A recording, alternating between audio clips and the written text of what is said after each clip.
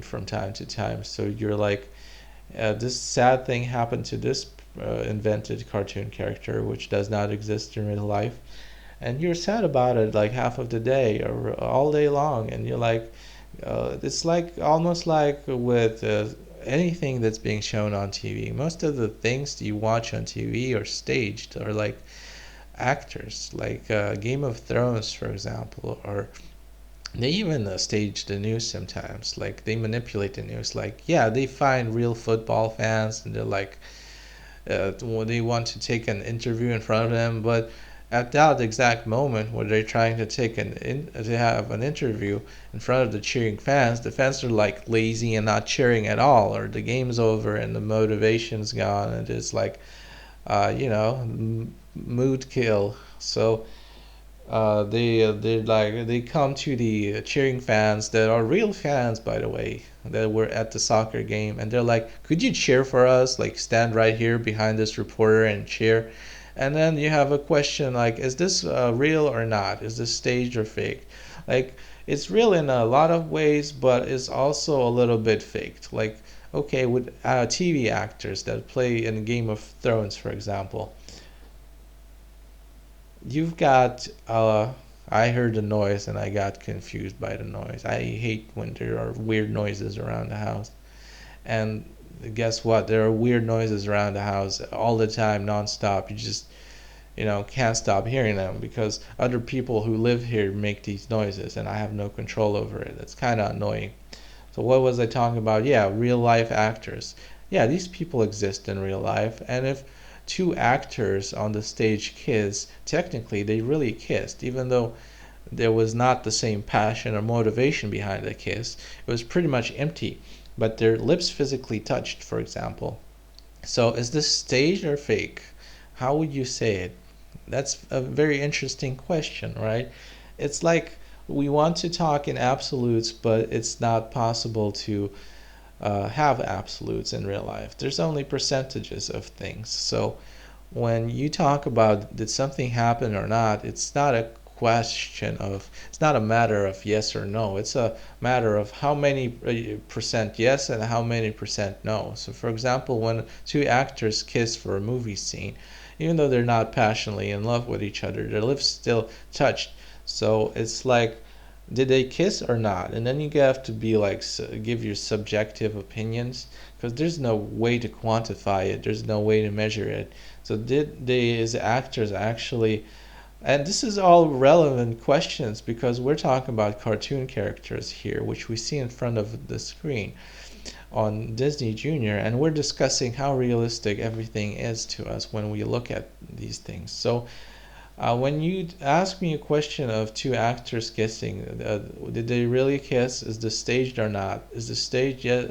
Well, I would say I would have to estimate, and I have to think about how many percentages I would assign yes to, and how many percentages I would assign no to. And we have to uh, remember that we have only 100%, and when we have two options, we have to split them. So like together it equals 100%. So I would say, did two actors kiss? Yes, they did.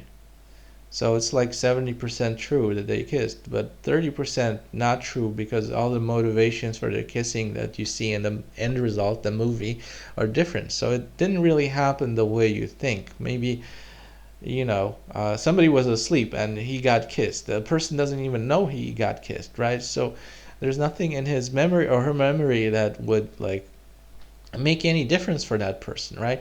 If the kiss wasn't like resulting in a disease being transmitted, it's all cool.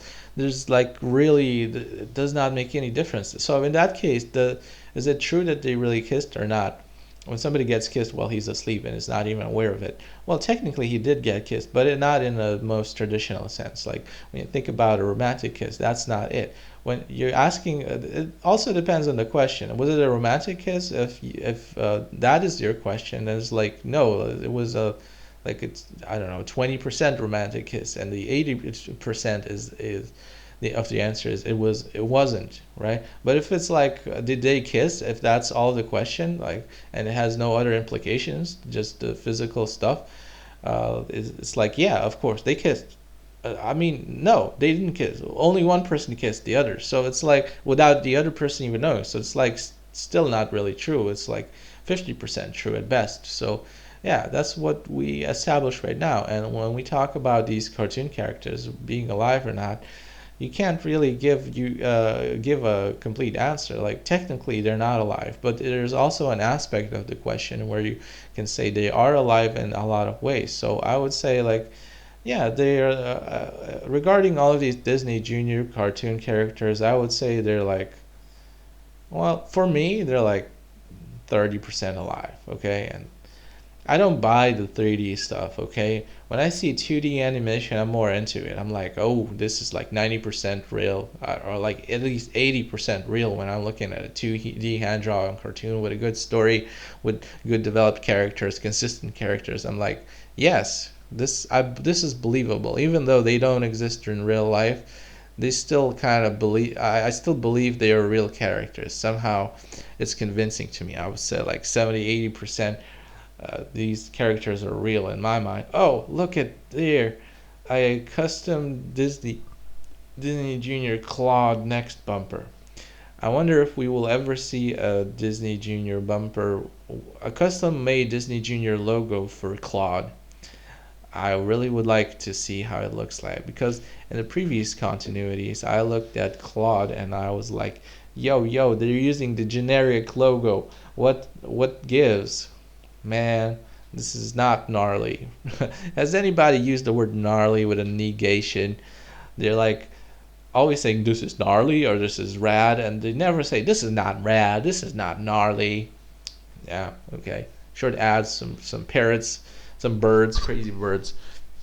So we see the Lion Guard zooming into the O of the Disney Junior logo and then showing a short from the Lion Guard thing. Yeah, some birds flying around, pretty birds, some old lions, some hyenas or whatever, tigers. I don't know. I'm not an expert in animals, so yeah, sue me, right? Disney Junior logo. So I don't think we will ever see a Claude Disney Junior logo, custom logo, especially after the rebrand. I don't even know if they have custom made Disney Junior logos anymore. I have to pay more attention because did you know that Disney Junior rebranded and everything looks different now? In my opinion, it looks a lot better. I have to spend more time watching it because I really don't have as much time available for doing a lot of things as you would think. The problem with the internet and computers and technology and stuff is that you have so many things you could possibly do, and there's a lot of things I want to do, but so much limited time and energy. Like you have to do real life things like brush your teeth and eat a meal and I don't know, go for a walk, sleep. All of these things take up so much of your time. I like do your job. Somebody has jobs and work to do. All these things take up so much of your time, and it's incredible. And you have so little time, and so it's undescribable. There are infinite amount of things you could do on the computer if you really are interested in a lot of things, which I am. So I don't see myself as getting a lot of things done. I see myself as pretty much stagnating. I like even forget to clip my nails and fingernails and cut my hair. Like I'm procrastinating. I mean, sometimes I don't even shower that often because it's like the time flies by so fast because you keep doing all that stuff, which is interesting. But it's like the more you do, the more you realize there's no possible way you're ever going to finish doing all this stuff on the internet because the options are limitless. The possibilities are endless. You could do anything you want on the computer, and it's like you're just gonna keep doing it, and it's never gonna end because it's infinite. The work you could do on a computer is infinite. Anything you do, you could like start drawing some imagined cartoon characters in drawing software, and it's gonna take all life. You could like continue doing this for the rest of your life, and that's just one example, right? And when one example is infinite, oh come on, we have like multiple infinities. You're trying to fit something into your limited lifespan, which is actually infinite. Like you could infinitely learn new melodies to play on your favorite instrument of choice, like the piano. You can find all kinds of spreadsheets and notes, not spreadsheets, but music sheets, and you could learn to play so many melodies. There's probably so many melodies that you actually couldn't learn all of them within your limited lifespan. And besides all of the invented melodies or music compositions and songs, there's an infinity of melodies you could create. So if you're into creating music, there's there's one hobby right there where it can take the rest of your life, and you're just never gonna finish this. It's infinite. So there are there's like an infinite there's like an infinity of things you could infinitely do, and there's so much stuff. So the problem is some people are not motivated at all to do anything, and unlike them, I'm too motivated. I want to do everything, and I feel like I never have enough time to do anything. So that's a problem in itself. So yeah, I'm just saying there are so many TV channels you could watch, just that fact alone, and somehow goal-oriented thinking is not really your friend here.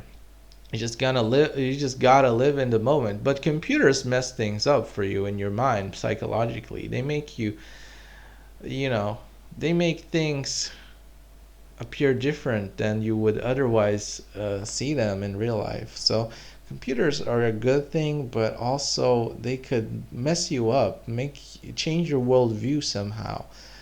Like the computers influence how you see the world, and by computers I also mean mobile phones. Mobile phones are computers. They have the same components as regular computers. They have just a lot tinier.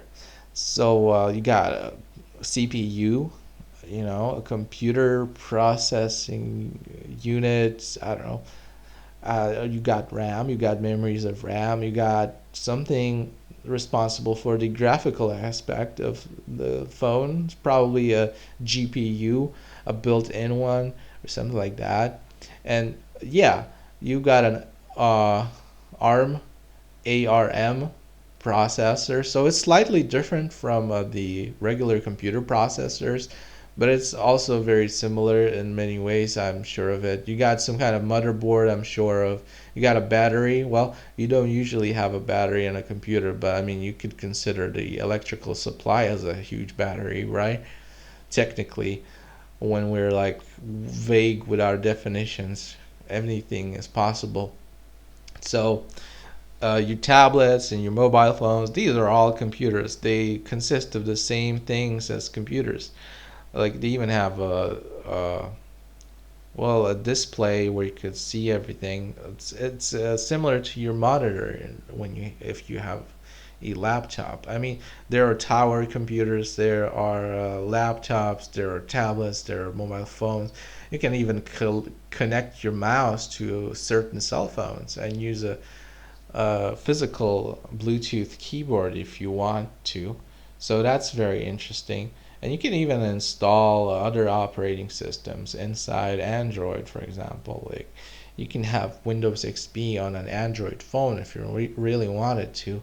I've seen people succeed doing that. So where's the distinction? Where is the difference? There's not a big difference. It's all in a matter of percentages. You cannot say for sure that yeah, this mobile phone is a computer because it's not a computer, but you can also say it is a computer because it's basically a tiny computer, right? There are some small differences, and again, it's not a matter of yes or no. It's a matter of how many percentages yes and how many percentages you say no. So that's what's happening, and that's what's going on. We got to realize that the world is not black and white like Claude wants us to believe to. Not every dog is French. Well, I'm just joking. Little life pets. You see birds. You see some kind of birds who tweet. I guess that's how you call them, tweeter birds, right? Okay, so we're nearing the end of the video. Hope you enjoyed it. Leave a like on the video, comment, and share. I don't know. Comments might be disabled. I'm not sure. But like the video. Bye-bye. And subscribe. Subscribe. Subscribe. Subscribe. Subscribe.